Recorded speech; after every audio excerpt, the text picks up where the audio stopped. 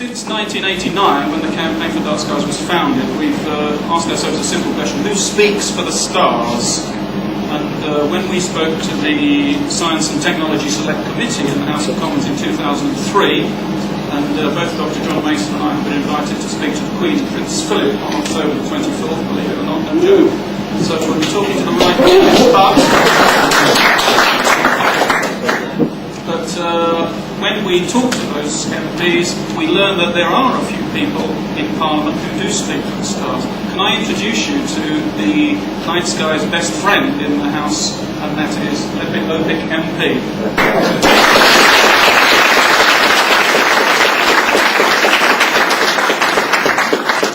Thanks so much indeed. It's interesting, part of my rider, every major performer, including people like Mick Jagger, have a rider. My rider was that I get the only microphone, so I'll take that with me afterwards, so thank you very much for that. Also, I was rather shocked when you started waving this clock around.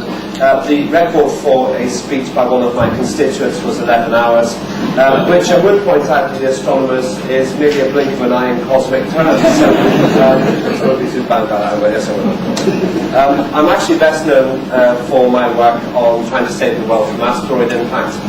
Some of you will know that my grandfather, Opik, is known for his pioneering work on the subject in the 1940s and 50s. And for all my many years in Parliament, I actually owe whatever limited fame I have as a D-list celebrity to Bill Bryson, who actually mentioned my grandfather in his book, A Brief History of Just About Everything, or Short History of Just About Everything. And also, I want to thank Hollywood, because after years of banging on about the threat of being destroyed by asteroids, people came up to me and said, "I've just seen Bruce Willis talking about it." So it is true. It's true. On one occasion, there is an asteroid named after my grandfather, Ernst, and it's called Minor Planet Opik, which is where I would have to move if I lost the safety from Montgomeryshire from the Liberal Democrats. I once mentioned to a journalist, I think from the Sunday Express, that I hoped that the mooted impacting asteroid, which NASA had once again mistakenly predicted as a colliding object, hoped it wasn't Minor Planet Opik.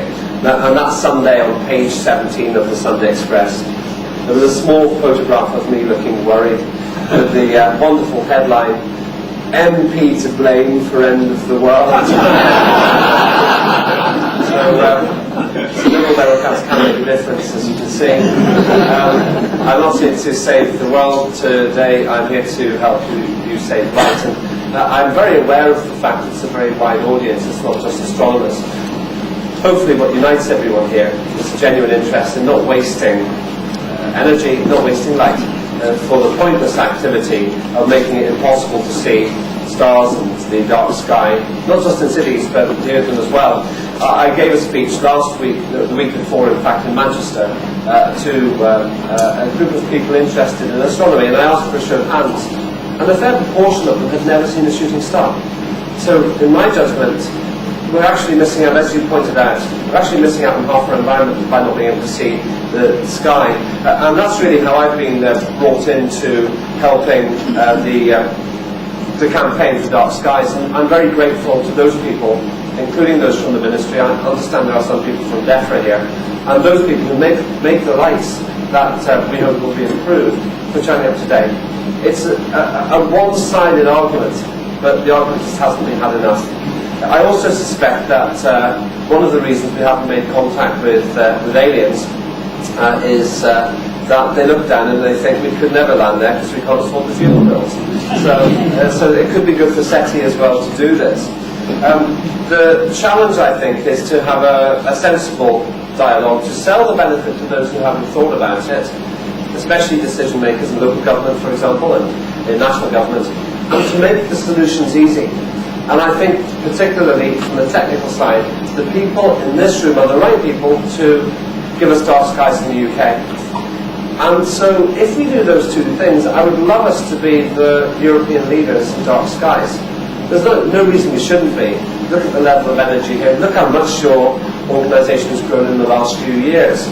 I can make one offer and one request. My offer is that if there is any way that I can help you in a practical sense, don't hesitate to get in touch. My time is obviously limited. I'll be around for a while today. My time is limited, but you can always get in touch with me through Parliament. If you are worried about finding me, if you phone up and ask to speak to LembitOpik, they won't say, "No, which LembitOpik was it?" They won't speak to. The one woman once came to the door in Newcastle and squeezed my arm and said, "Who's the Labour candidate, Lembit?" And I said, "Oh, it's a woman called Hilary Franks." She went, "This is true, by the way. Hilary Franks? That's a strange name, Lembit." You don't get that attitude in Parliament, they know who I am. So if you want me to assist you, get in touch. LembitOpik or opik@parliament.uk, and I'll do all I can to work with the other MPs and peers who are interested in the wonderful world of astronomy and, by inference, the concerns about dark skies. So that's my offer, and here's my request. My request is that as one note that you make for yourselves, even if you do absolutely nothing else as a result of my opening comments, please write to your Member of Parliament. It's so much easier for us if there's a back pressure from you to my colleagues. We can't make changes in other areas on that basis, and to some extent that's one of the reasons we got the government to set up the Near Earth Object Task Group to look at the claims I was making about asteroid collision. So please, if you do nothing else on the basis of the few words I've said, just write a respectful letter to your Member of Parliament, highlighting in your words as you see the benefits of dark skies, and asking them to make a commitment to support that should it come in Parliament. That's all I ask. And it'll cost you the price of a stamp for 20 minutes to do it. So thank you very much indeed for allowing me to say those few words. Thank you very much indeed for being interested in the subject. Thank you in advance to DEFRA, the DEFRA representatives. Where are they? Quick show of hands here. Thank you very much for making the tacit commitment to changing British government policy forever on the basis of the next 2 days. And just remember that dark skies are a very bright idea, and it's a terrible shame to waste them on pollution. Thank you very much.